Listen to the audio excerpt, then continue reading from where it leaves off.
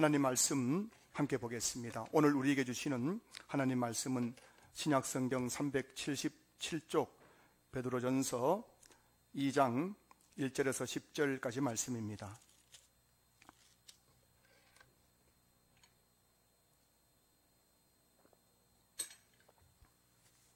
베드로전서 2장 1절에서 10절까지 말씀, 제가 한 절씩 제가 말씀을 봉독하겠습니다.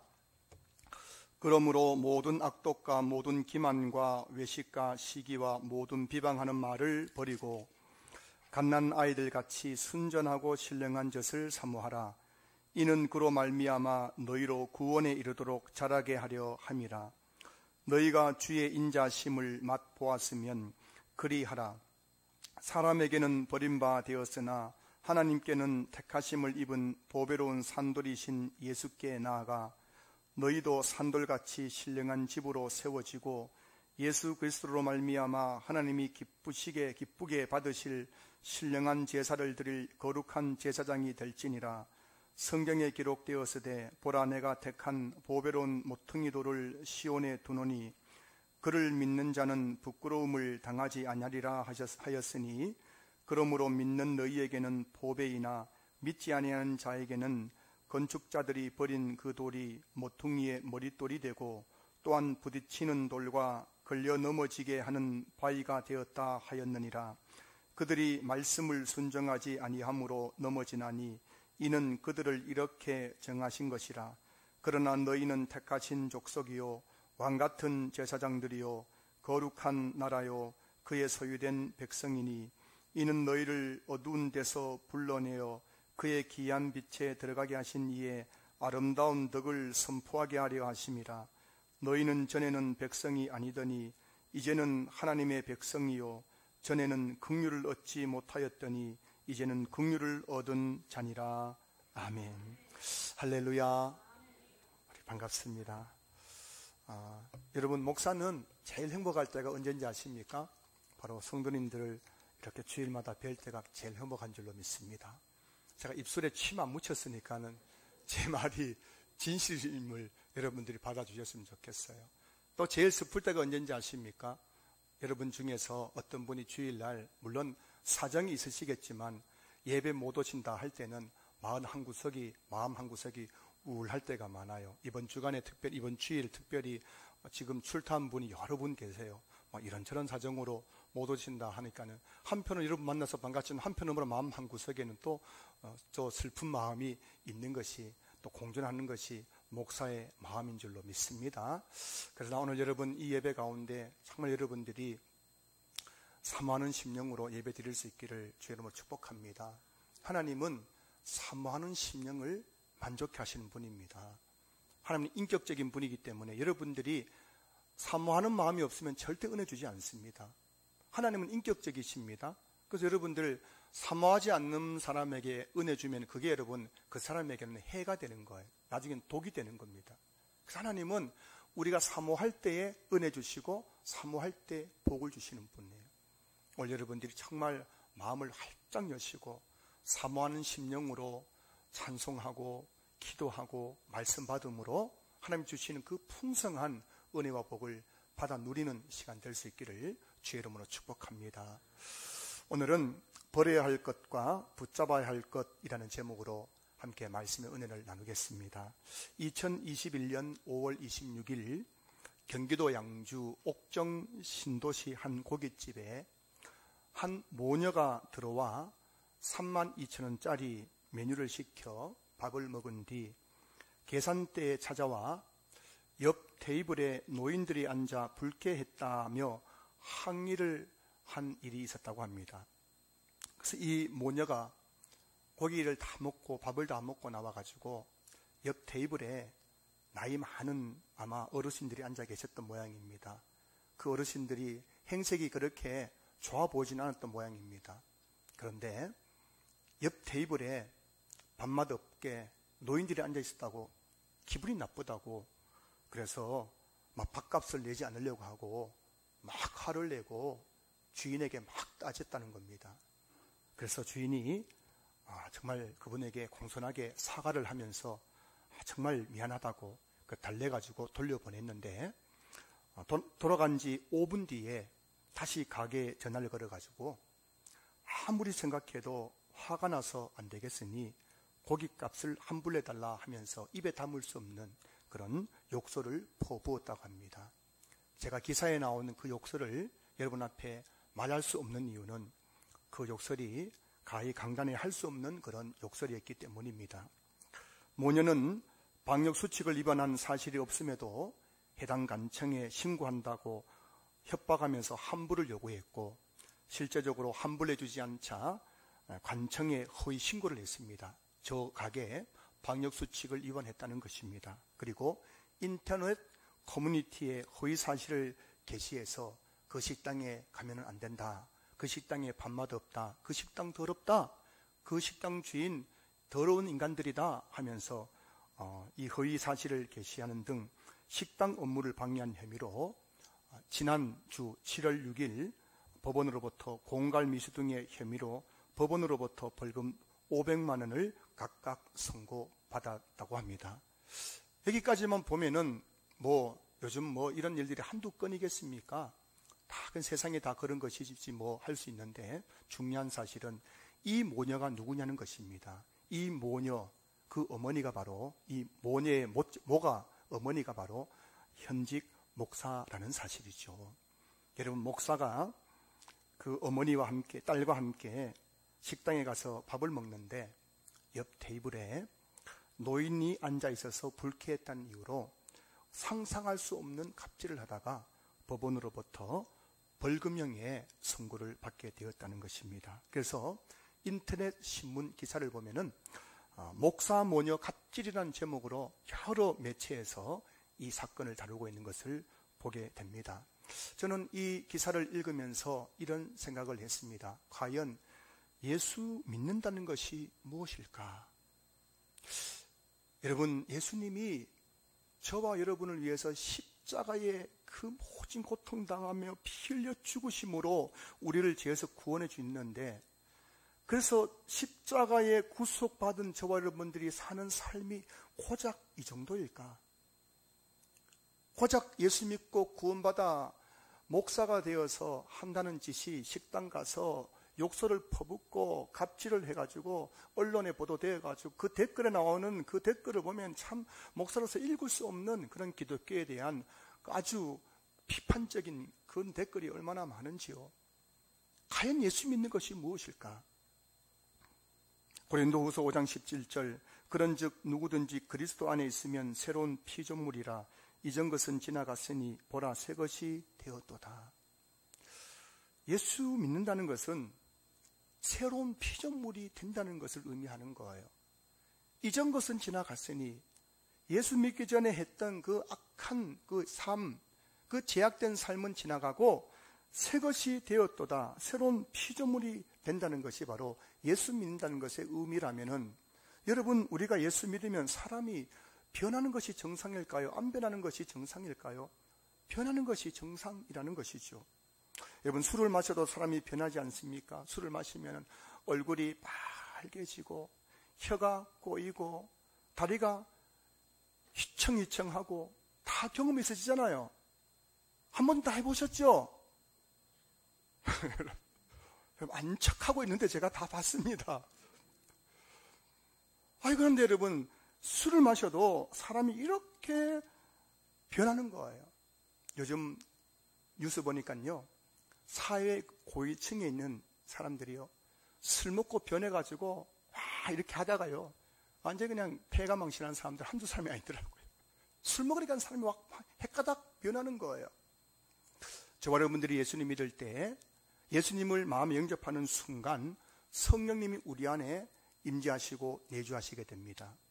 이것을 비유적으로 어떻게 표현하냐면은, 우리가 예수님 믿는 것을 가리켜서 성령의 세술에 취했다라고 해요. 성령의 세술에 취했다. 예수를 믿고 나면 그때부터 그 사람은 뭐라고요? 술에 취한 사람이에요. 어떤 술요? 성령의 세술에 취한 사람이 되는 거예요. 지금 저와 여러분들은 술 취한 사람들이에요. 옆에 계신 분에게 이렇게 하세요. 당신은, 얘기하세요. 순정이 제사보다 낫습니다. 당신은 술 취한 사람입니다. 무슨 술요? 소주, 맥주 아니고요. 성령의 술을 취한 사람들이에요. 여러분, 소주 마시면 사람 변해 안 변해요? 그러면 성령의 술을 마시면 변해야 돼 안 변해야 돼요? 변해야 되는 거예요.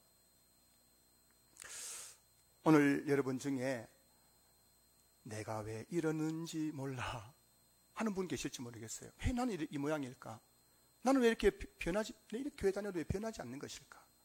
라고 생각하는 분만 해도 그거 참 귀한 거예요. 그런 생각 안 하고 교회 다니는 분이 너무 많다 보니까는 내가 왜 이 모양일까? 내가 왜 이럴까?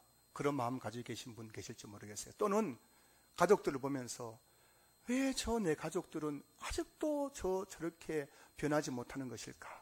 라고 생각하는 분이 계실지 모르겠습니다. 분명 예수님 믿으면 변해야 되는데 왜 이렇게 나는 변하지 않는 것일까요? 왜 이렇게 내 남편, 내 아내, 내 자식은 변하지 않는 것일까요? 오늘 본문은 저와 여러분 예수님을 믿고 변화되기 위해서 버려야 할 것이 있고 붙잡아야 할 것이 있다라고 말씀하고 있습니다. 우리가 정말 예수 믿고 변화되려면은 버려야 할 것들이 있다는 거예요. 이거 버려야 변화된다는 겁니다. 그리고 붙잡아야 할 것이 있다는 겁니다. 이걸 붙잡아야 변화된다는 것입니다. 사랑하는 성도 여러분, 저와 여러분들이 예수 믿고 변화된 삶을 살기 위해서 버려야 할 것은 무엇일까요? 그리고 붙잡아야 할 것은 무엇일까요? 첫째, 먼저 버려야 할 것에 대해서 오늘 본문 1절이 말씀해 주고 있습니다. 1절 읽어볼까요? 그러므로 모든 악독과 모든 기만과 외식과 시기와 모든 비방하는 말을 버리고 예수 믿고 여러분 변화되려면은 변화된 삶을 살려면은 모든 악독, 모든 기만, 외식, 시기와 모든 비방하는 말을 버려야 돼요. 버려야 내가 변할 수가 있는 것이죠. 여기서 버리고라는 헬라 단어의 그 문자적 의미는 뭐냐면은 옷을 벗는다라는 그런 의미입니다. 옷을 벗는다. 버리고라는 1절에는 버리고라는 단어의 그 문자적 원래 의미는 헬라의 의미는 옷을 벗는다는 거예요. 여러분 내가 예수 믿기 전에 걸치고 있던 그 옷, 악독과 기만과 외식과 시기와 비방하는 옷, 그것을 벗어버리는 것, 이게 여러분 것이라고 지금 말씀하고 있는 거예요. 예수 믿는 사람들은 예수 믿기 전에 입고 있던 옷을 버려야 돼요. 어떤 옷을 버려야 됩니까? 먼저 악독의 옷을 벗어버려야 돼요. 악독의 옷. 이 악독이라는 이 말은 마음속에서 남을 해하려는 마음을 품는 것을 의미하는 거예요. 악독. 저 사람 정말 악독해. 마음속에 그냥 남을 해하려는 마음이 가득한 사람 있잖아요. 악독한 사람들. 어떻게 하든 남을 해치려고 하는 사람들. 이게 악독이군요. 이 세상 사람들 보세요. 얼마나 악독한지 몰라요. 정말 어떻게 그럴 수 있는가 싶은 사람들이 얼마나 많습니까? 근데 우리는 이제 그런 옷을 입고 살아갔던 거예요. 근데 이제는 예수 믿고 나서 그 옷을 벗어버려야 된다는 겁니다. 악독의 옷을. 그리고 기만의 옷을 벗어버려야 됩니다. 두 번째, 모든 기만이죠. 모든 기만. 기만이란 남을 속이는 것을 의미해요. 남을 속이는 거. 우리가 옛날에 거짓말 얼마나 많이 했어요. 거짓말. 그냥 입만 벌리면 뭐예요? 거짓말. 이제 그 옷을 벗어버려야 되는 거예요. 거짓을 벗어버려야 되는 거예요. 그게 예수 믿는 사람이고, 그래야 사람이 변할 수 있는 겁니다. 여전히 예수 믿음에도 거짓의 옷을 입고 기만의 옷을 입고 남 속이면서 하면은 안 된다는 거예요. 제가 부교역자 시절 교도소에서 1년 동안 매주마다 예배를 인도한 적이 있는데요. 그 교도소 오는 사람들 태반이 뭐냐면 다 남 속에다가 교도소 온 사람들이에요. 얼마나 사람들을 속인지 몰라요. 사기치고 공갈하고 뭐하고 해가지고 다 남 속이는 것 때문에, 기만 때문에 오는 거예요. 이게 여러분 세상에 살아가는 사람들의 모습 아닙니까? 이제 우리는 그런 기만의 옷을 벗어버려야 된다는 겁니다. 그리고 그 다음에 뭘까요? 외식이죠. 외식의 옷을 벗어버려야 되는 거예요. 외식이란 겉과 속이 다른 것을 의미하는 거예요. 여러분 앞에서는 막 아부하잖아요. 아부. 목사님 최고라고 막. 전 진짜인 줄 알았어요. 우리 목사님 최고라고. 진짜 알았는데 나중에 들어봐야 그게 아니에요. 뒤에서는 막 엉뚱한 이야기하고 있는 거예요. 여러분 이 겉과 속이 다른 사람이 얼마나 많습니까? 그 밖에 나가면 다 아부하고 아부. 막 간섭기까지 다 빼줄 것처럼 하는데 뒤에 가면 막 빗을 꽂는 사람들이 얼마나 많아요. 이게 이런 외식을 벗어버려야 되는, 외식의 옷을 벗어버려야 된다는 거예요. 그 다음에 뭐라고? 시기란 열등감에서 나오는 행동으로 타인이 잘 되는 것을 방해하는 것을 의미하는 거예요. 그래서 여러분, 이 시기가 여러분 이 세상을 지배하고 있지 않습니까? 그래서 남 잘 되는 것, 남 잘 되는 꼴을 봐요, 못 봐요? 못 보잖아요. 어떻게든 짓밟고, 이게 세상의 논리 아닙니까? 약육강식의 논리. 요즘 정치 보니까요, 무섭더라고요. 그냥 막 남 잘 되는 꼴을 못 봐가지고 짓밟고 있는 그런 모습 보면서 우리 참 하원호 집사님이 걱정됩니다. 기도 많이 해주셔야 돼요. 얼마나 그런 사람들이 시기해가지고 막 하는지 몰라요. 여러분, 이게 이런 옷을 벗어버려야 됩니다. 우리는 더 이상 남 잘 되는 거 보면서 배 아픈 그런 사람들이 아니란 거예요. 여전히 여러분들이 만약에 남 잘 되는 거 보고 배가 아프다면은 여러분 아직 변하지 않는 거예요. 이게 성경이 말씀하고 있는 거잖아요. 이제 남 잘 되면은, 정말 저 사람 교회 잘 다녀요. 예수 잘 믿어서 복 받았구나. 이렇게 우리가 그걸 받아들여야 되는데, 그거 못 받아들이는 거예요. 그게 막 사촌이 노는 사람이 뭐가 배 아파가지고 밥도 못 먹고 잠도 못 자고 막. 이래 되는 건 이거는 여전히 시기의 옷을 걸치고 살아가는 것이에요. 그 다음에 뭐라고요? 비방의 옷을 벗어버려야 되지 않습니까? 비방이란 남을 헐뜯는 것이잖아요. 여러분, 저와 여러분이 예수님 믿기 전에는 이런 옷을 걸치고 살았던 거예요. 맨날 그냥 악독하고, 그 다음에 기만, 외식, 시기, 비방의 옷을 입고 그냥 막 시궁창에 살아가던 인생들이었는데, 이제 저와 여러분들이 예수님 믿고 뭐라고요? 이런 옷을 다 벗어버려야 된다는 거예요. 그래야 우리가 변화된 그리스도인의 삶을 살아갈 수 있다는 겁니다. 자, 그런데 문제는 나도 사실은 거짓말 안 하고 싶잖아요. 나도 남 잘 되는 거 보면서 배가 안 아프고 싶잖아요. 나도 정말 남 비방하고 험담 안 하고 싶은데도 그냥 나도 모르게 될 때가 있어요, 없어요? 내가 다시는 이제 최경훈 목사 험담 안 하겠다 해놓고 나서도 그냥 사람만 보면 자꾸 내 입에서 뭐가 나와요? 최경훈 목사 험담이 나오는 거예요. 내가 왜 이러지 싶은데도 안 되는 거예요, 안 되는 거예요. 왜 이럴까요? 이거 어떻게 고칠 수 있을까요? 자, 그래서 여러분, 성경에 보면은 우리가 이 옛사람의 옷을 벗어버릴 수 있는 방법에 대해서 말씀해 주고 있는데, 그게 뭐냐면 바로 요한일서 1장 9절입니다. 만일 우리가 우리 죄를 자백하면 그는 미쁘시고 의로우사 우리 죄를 사하시며 우리를 모든 불의에서 깨끗하게 하실 것이요 라고 되어 있어요. 참 잘 들어보세요, 여러분. 우리가 우리 죄를 자백, 즉 회개하면은 하나님은 미쁘시고 의로우사 우리 죄를 뭐 하는 거예요? 용서해 주시고 우리를 모든 불의에서 뭐라고요? 깨끗하게 해준다는 거예요. 이 깨끗하게 한다는 것은 바로 씻는다는 거예요. 씻는다는 것. 어린 아이들이 놀이터에서 놀다가 집에 들어오면 온몸이 흙투성이 되잖아요. 그러면 엄마가 화장실에 가서 깨끗하게 씻어주는 것처럼 저와 여러분들이 이 예수 믿고도 여전히 죄를 지을 때가 있는데 그 죄를 짓고 그 죄를 가지고 하나님 앞에 내가 죄를 지었습니다. 용서해달라고 그렇게 회개를 하면은 하나님은 우리 죄를 용서해 주실 뿐만 아니라 예수님의 그 보혈로 우리 죄를 깨끗하게 씻어 주신다는 것입니다. 그러니 여러분, 회개가 뭐냐면 바로 죄를 씻는 것이고 그렇게 회개를 통해서 날마다 우리 죄를 씻음으로 말미암아 우리는 죄로부터 점점 멀어지게 된다는 것이죠. 웨스트민스터 소요리 문답 87문은 회개에 대해서 말씀하고 있는데요. 제 87문 보면은 생명에 이르는 회개란 무엇입니까?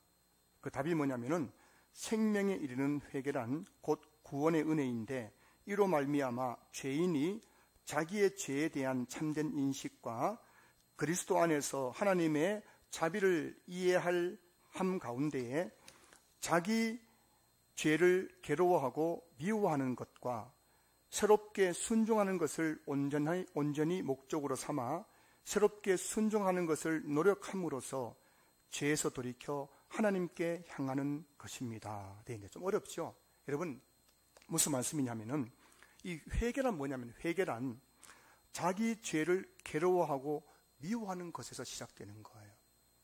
오늘 우리가 예수님 믿고 그 새로운 피조물 된 저와 여러분들은 죄를 짓고 그 죄에 대해서 괴로워하고 미워하는 마음이 있어야 되는 거예요. 그게 있어야 회개를 할 수 있다는 것입니다. 자, 그런데 여러분, 오늘날 한국교회의 문제는 강단에서 회개라는 단어가 사라졌다는 데 있죠. 여러분들이 오늘 예배 마치고 집에 가시면 또 어떤 분들은 TV를 통해서, 어떤 분들은 유튜브를 통해서 아마 대형교회 목사님 설교를 들을 텐데, 여러분 대형교회 강단에서 회개라는 단어가 나온지 한번 살펴보십시오. 회개라는 단어가 사라져버린 거예요. 한국교회 강단에서요. 그러니 성도님들이 죄를 짓고도 자체 그게 죄인지 몰라요. 그리고 죄를 짓고도 괴로워하지 않습니다. 그 죄를 미워하지 않는 거예요. 그렇게 남을 험담하고 시기하고 거짓말하고도 교회 와도 너무 떳떳한 거예요, 여러분. 너무 떳떳하잖아요. 회개에 대해서 교회에서 강단이 사라져버리니까 성도님들이 죄를 미워하거나 괴로워하는 마음이 없는 거예요. 그 여러분, 교회에서 회개가 사라졌어요. 성도들의 기도 가운데 가슴을 치는 회개가 사라져버렸어요. 하나님, 내가 또 죄를 지었습니다. 내가 어찌하겠습니까, 하나님? 내가 너무너무 고통스럽고 괴롭습니다. 이런 회개가 사라져버린 거예요. 그러니 교회에서 10년, 20년, 30년 교회 다녀도 사람들이 바뀌지 않더라는 거예요.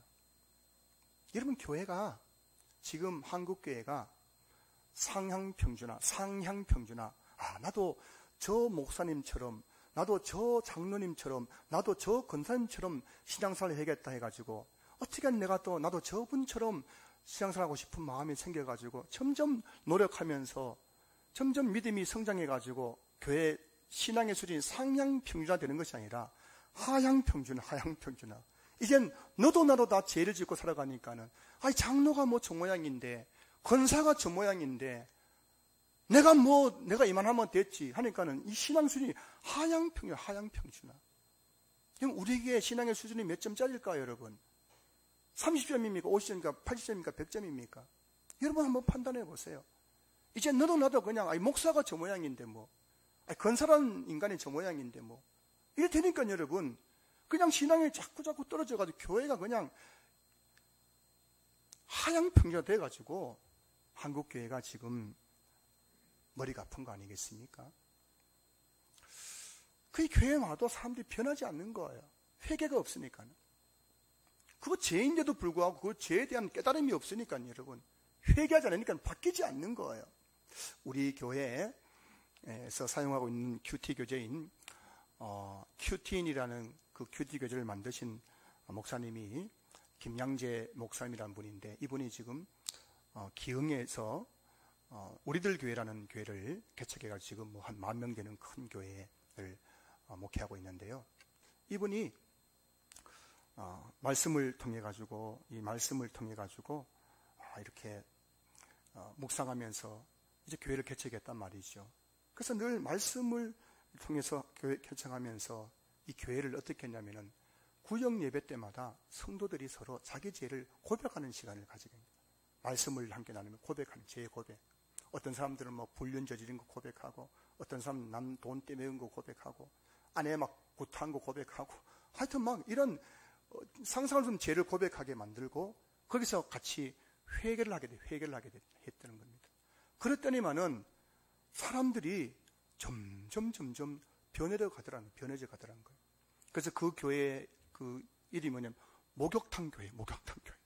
날마다 자기 죄를 회개함으로 그 죄를 또 씻는 목욕탕 같은 교회를 해가지고, 그 교회 성도들이 그 간증한 거 보면요, 정말 형편없던 사람들이 교회 나와가지고 자기 죄를 치부를 드러내가지고 거기 놓고 회개함을 말미암아가지고 점점 변화되어가는 모습들을 보게 되더라는 것입니다. 여러분 기억하셔야 됩니다. 여러분들이 진짜 바뀌고 변화되고 싶다면 여러분들 회개가 회복되어야 된다는 거예요. 회개하지 않으면 여러분 절대 바뀌지 않습니다. 그 죄를 가지고 내가 하나님 잘못했습니다, 용서해달라고 가슴 치면서 회개해야 하나님께서 그 죄를 씻으시고 그 죄의 사슬에서 벗어나가지고 우리가 그 죄를 버릴 수 있는 거예요. 사랑하는 성도 여러분, 여러분은 벗어버려야 할 더러운 죄가 없으신가요? 여러분 자신을 한번 돌아보세요. 끊지 못하는 죄악들. 여전히 마음속에 남을 헤아려는 악독한 마음을 가지고 있지 않습니까? 여전히 남을 속이고 있지는 않습니까? 여전히 외식하는 두 개의 얼굴 가지고 살아가고 있지는 않습니까? 여전히 남 잘 되는 거 못 봐가지고 시기하고 살아가고 있지는 않습니까? 날마다 남을 비방하며 살아가고 있지 않습니까? 이게 죄거든요, 죄. 이 죄를 여러분들이 주님 앞에서 회개하지 않으면은 절대 저와 여러분은 바뀔 수 없다는 사실을 여러분 기억할 수 있기를 주여 여러분 축복합니다. 그래서 여러분 오늘 첫 번째, 오늘 1절에서 왜 이렇게 버리라고 했느냐? 이걸 버려야 우리가 그리스도인답게 변화될 수 있기 때문이란 것이에요. 여러분 날마다 여러분의 죄를 회개하시기 바랍니다. 그래 여러분들이 점점 변해갈 수 있는 거예요. 두 번째, 다음으로 저와 여러분이 붙잡아야 할 것들이 있다는 거예요. 붙잡아야 할 것들이 있다는 건데, 첫째는 뭐냐면은 말씀을 붙잡아야 한다는 겁니다. 자, 2절 보시면은 갓난 아이들 같이 순전하고 신령한 젖을 사모하라. 이는 그로 말미암아 너희로 구원에 이르도록 자라게 하려 함이라. 여기서 여러분 이 젖이란 것은 바로 말씀을 가리켜요. 말씀. 신령한 젖인 바로 말씀이에요. 말씀. 어린 아이가 엄마의 젖을 붙잡고 그 젖을 먹음으로써 자라는 것 아니겠습니까? 그 아이들은 그냥 본능이에요. 본능. 태어나면 그냥 엄마 젖을 붙잡고 그 젖을 빨아먹음으로써 아이가 자라는 거예요. 엄마의 젖을 거부하는 아이들은 절대 자랄 수가 없지 않습니까? 한 번은 제가 신방 갔더니만 목사님, 제가 젖동량으로 이렇게 자랐습니다. 제가 어릴 때 젖동량으로 제가 컸대요. 그 젖동량이 뭔가 했더니만은 그 옛날에 우리 어머니들이 그 먹어야 뭐 젖이 나올 텐데 먹을 게 없잖아요. 보릿고개. 못 먹어서 젖이 안 나오는데 애가 태어난 거예요. 근데 이 아이를 지금 키워야 되겠는 젖이 없는 거예요. 분유가 어디 있습니까? 그러니까는 동네 돌아다니면서 이 집 가서 젖동량하고 저 집 가서 젖동량해가지고 애를 키웠다는 것이죠. 하여튼 젖을 먹어야 애가 크기 때문에. 자, 여러분, 이처럼 오늘 2절 말씀이 뭘 지금 말씀하고 있는 겁니까? 이와 같이 어린 아이들이 순전하고 신령한 젖을 먹음으로 말미암아 그 아이들이 자라나는 것처럼 하나님의 백성은 말씀을 붙잡고 그 말씀을 사모하고 그 말씀을 먹어야 구원에 이르도록 자랄 수 있다는 것입니다. 여러분, 우리가 변화되는 게 어디 있냐면 바로 말씀에 있다는 사실을 믿을 수 있기를 주님 축복합니다. 여러분, 말씀을 붙잡아야 사람이 변화되는 거예요. 히브리서 4장 12절 뭐라 했습니까? 하나님의 말씀은 살았고 활력이 있어 좌우의 날선 어떤 것보다 예리하여 우리의 혼과 영과 관절 고슬을 찔러 쪼갠다 했지 않습니까? 그 여러분, 이 말씀을 먹어야 그 말씀이 내 안에서 양날이 칼과 같이 되어가지고 내 안에 있는 죄악들을 찔러 쪼개어가지고 나를 변화시키는 거예요. 성인 아이라는 말을 들어보셨을 겁니다. 분명 어른인데 보면 다 어른이에요. 그런데 하는 행동 보면 어린아이인 사람이 있죠. 그게 성인아이잖아요. 여러분 요즘 성인아이 너무 많습니다. 마마보이도 많고요. 보면요. 나이 40, 50, 60 됐는데도 보면 하는 거 보면은 진짜 저게 나이가 몇 살인가 싶은 분들 있어요, 없어요? 완전히 그냥 아이예요, 아이. 이런 성인아이가 우리 주변에 너무 많습니다. 근데 여러분, 교회 안에도 성인아이가 얼마나 많은지 몰라요. 교회 다닌 지 벌써 40년, 50년, 60년. 신앙의 나이가 40살이에요, 40살, 50살, 60살인데도 하는 행동 보면요. 어린아이 같은 성도들이 얼마나 많은지. 앵앵거리는 거예요. 아주 덧달라고 하는 거예요.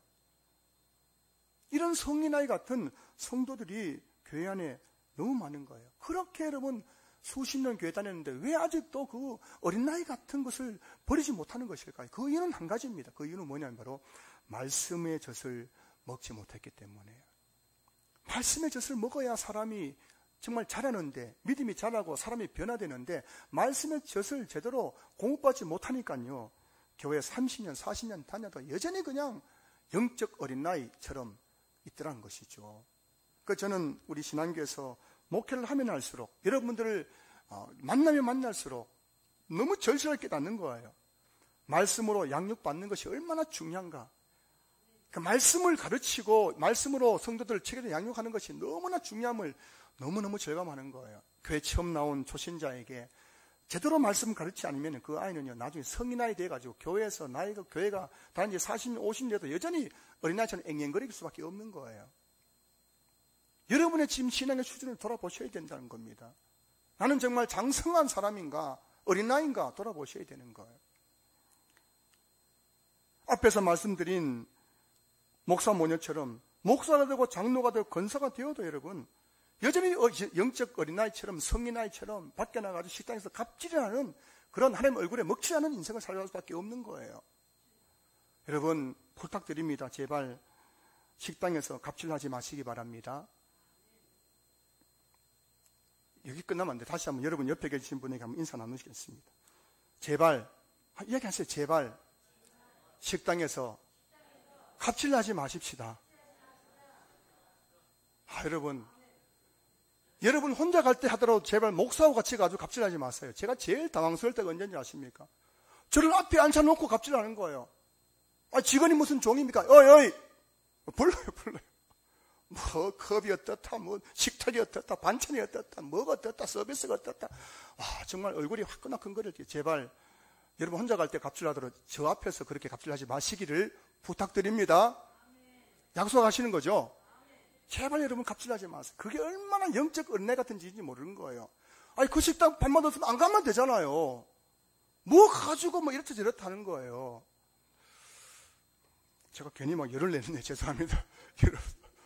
왜 저를 열을 내는가 싶을지 모르겠는데 제가 그 기사 보고 너무 어처구니 없어서 그런 거예요. 2절 하반절 보시죠. 2절 하반절. 이는 그로 말미암아 너희로 구원에 이르도록 자라게 하려 함이라. 여러분 이는 뭐예요? 말씀을 사모하는 겁니다. 이는 뭐라고요? 너희로 하여금 구원에 이르도록 자라게 하려 함이라. 구원에 이르도록 자라기 위해서 우리에게 필요한 것 바로 말씀의 젖. 이 말씀의 젖을 사모하고 그 말씀을 붙잡고 읽고 듣고 그 말씀을 배울 때에 우리는 구원에 이르도록 믿음이 자라게 될 줄로 믿습니다. 이번에 성경 공부만 모집했는데 11분이 신청해 주셔서 너무 감사합니다. 제가 개인적으로 아마 나중에 선물 하나씩 제가 쏠 겁니다.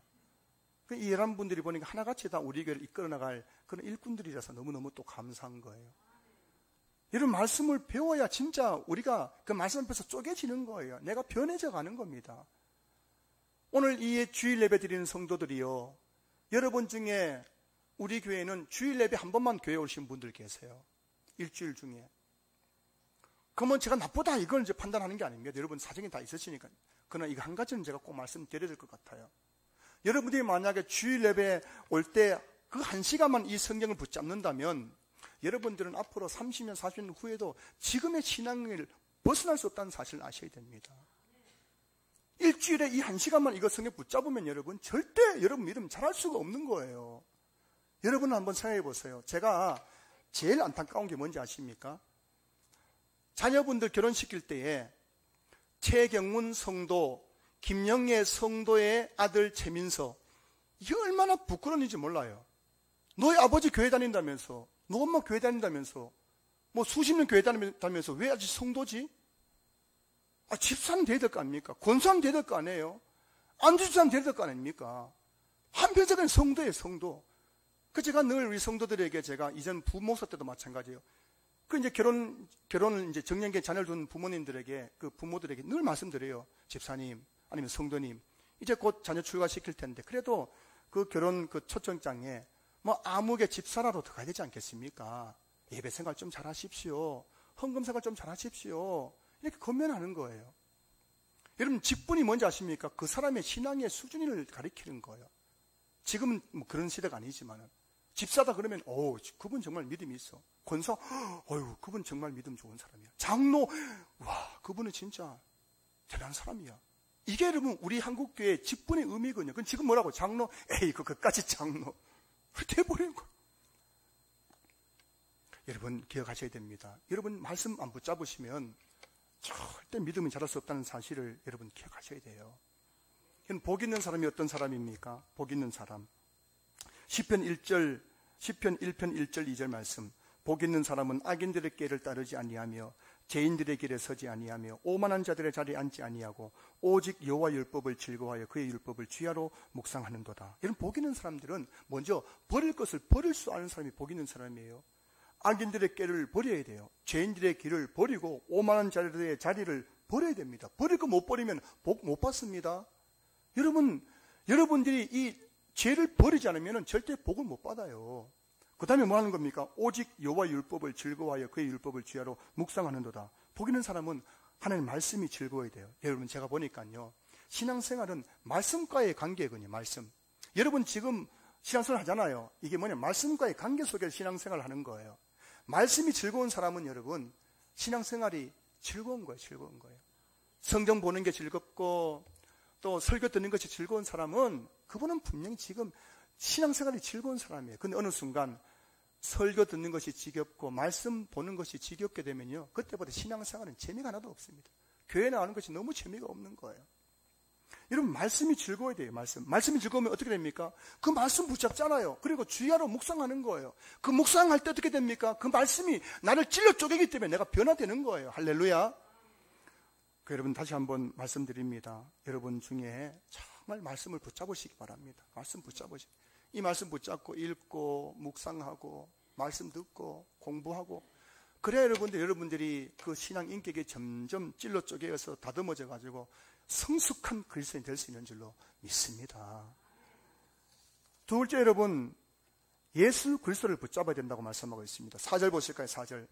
사람에게는 버림바 되었으나 하나님께는 택하심을 입은 보배로운 산돌이신 예수께 나아가. 지금 여러분, 사람에게는 버림바 되었으나, 여러분 교회 안에 있는 사람 중에서 얼마나 많은 사람들이 예수님 버렸어요.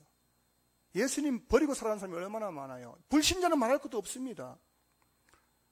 오늘 너무나 많은 그리스도인들이 예수님을 버리고 살아가고 있는 거예요. 예수님 없는 삶을 살고 있는 겁니다. 하지만 여러분, 우리가 어떻게 된단 말입니까? 하나님께서 택하심을 입은 보배는 산돌이신 예수께 나아가 그 예수를 붙잡아야 된다는 거예요. 여러분, 오늘 이 예배 가운데 예수님 붙잡으시길 주님 축복합니다. 왜 예수님 붙잡아야 됩니까? 5절 보세요. 너희도 산돌같이 신령한 집으로 세워지고 예수 그리스도로 말미암아 하나님이 기쁘시게 받으실 신령한 제사를 드릴 거룩한 제사장이 될지니라. 여러분, 우리가 예수님을 붙잡아야 되는 이유는, 예수님을 붙잡아야 우리가 산돌같이 신령한 집으로 세워질 수 있기 때문에, 우리가 신령한 집, 거룩한 집으로 되려면 예수 붙잡아야 된다는 거예요. 그리고 하나님이 기쁘시게 받으실 신령한 제사를 드릴 영적 제사장이 될 수 있기 때문인 거예요. 우리가 여러분 신령한 집으로 세워져야 됩니다. 우리가 영적 제사장이 되어야 됩니다. 그건 예수를 붙잡을 때 가능하다는 겁니다. 할렐루야. 오늘 본문 4절부터 8절까지 말씀은요, 한마디로 하면은 예수님을 붙잡아야 한다는 거예요. 예수님을 붙잡아야 9절에 나오는 말씀처럼 택하신 족속, 왕같은 제사장, 거룩한 나라, 그의 소유된 백성으로 살아갈 수 있다는 겁니다. 찬송도 여러분, 예수님을 붙잡을 때 저와 여러분들이 예수님 믿는 사람답게 살아갈 수 있는 줄로 믿을 수 있기를 주님을 축복합니다. 바울은 이런 고백을 했습니다. 빌립보서 3장 7절부터 9절입니다. 그러나 무엇이든지 내게 유익하던 것을 내가 그리스도를 위하여 다 해로 여길 뿐더러 또한 모든 것을 해로 여김은 내 주 그리스도 예수를 아는 지식이 가장 고상하기 때문이라. 내가 그를 위하여 모든 것을 잃어버리고 배설물로 여김은 그리스도를 얻고 그 안에서 발견되려 함이니. 여러분, 이 무슨 말입니까? 바울이 여러분 예수 믿기 전에 꽉 붙잡고 있던 게 있었어요. 그게 뭐냐면 바울은 4가지를 붙잡고 있었습니다. 첫 번째는 로마 시민권. 바울은 로마 시민권이 있었거든요. 그 당시에 최고의 시민권은 로마 시민권. 로마 시민권자는 함부로 감옥에도 못 보냅니다. 함부로 죽이지도 못합니다. 그 로마 시민권자였고, 또 하나는 최고의 학벌 가말리엘 문화생. 우리나라 치면 서울대 수준이에요. 서울대. 그 최고의 학벌을 가지고 있었습니다. 그리고 세 번째는 뭐냐면은 최고의 권력, 당시 최고 권력기관이 사내들인 공의회였는데 그 사내들은 공의원이었습니다. 그리고 바울은 그때 최고의 신분, 바로 바리새인이었습니다. 바리새인. 바울은 예수 믿기 전에 이 4가지를 꼭 붙잡고 살았습니다. 나는 로마 시민권자야. 나는 가말리엘 문화생이야. 나는 사내들인 공의원이야. 나는 바리새인이야. 이걸 꼭 붙잡고 살았는데 어느 날 예수님 만나고 나니까요, 이것이 아무것도 아니에요. 그리스도 예수를 아는 지식이 가장 위대하고 고상한 지식임을 발견하게 된 겁니다. 그래서 바울이 어떻게 한 겁니까?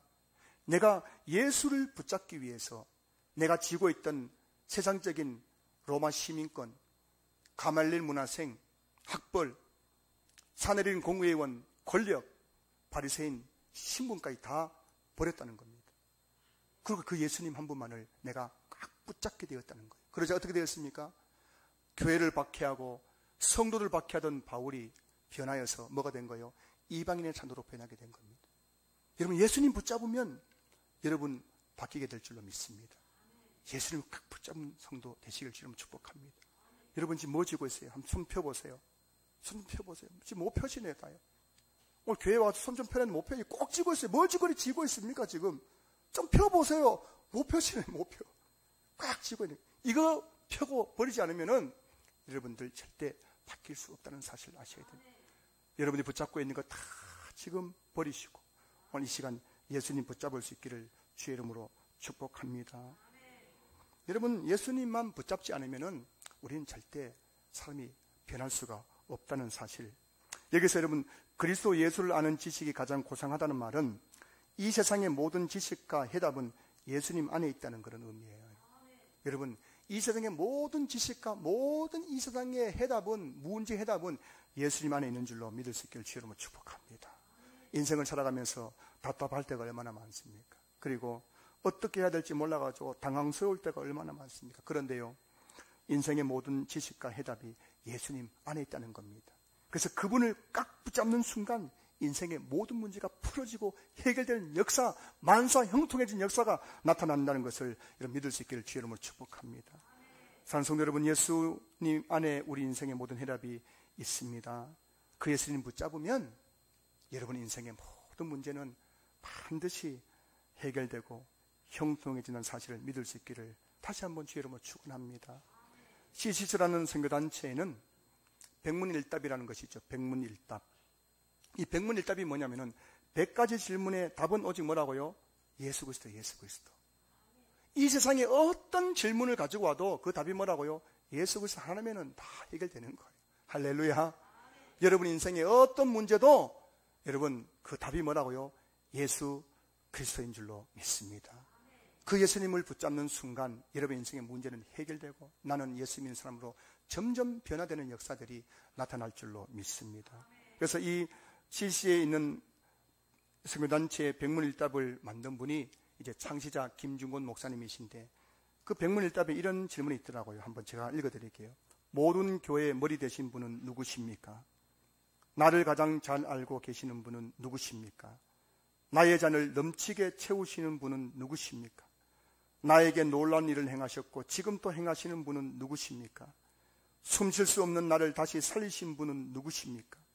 나를 절대 떠나지 않으시는 분은 누구십니까?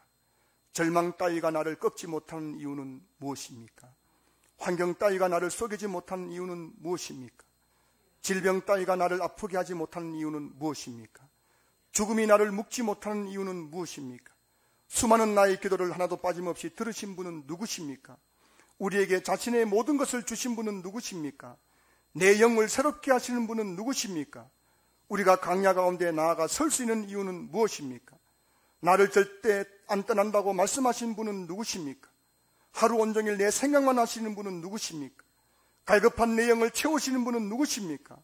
날 위해 피투성이가 되신 분은 누구십니까? 날 위해 십자가를 택하신 분은 누구십니까? 나 같은 사람도 사랑하시는 분은 누구십니까? 눈물보다 많은 피를 흘려서 나의 죄를 씻으신 분은 누구십니까? 여러분, 그분은 바로 예수 그리스도이신 줄로 믿습니다.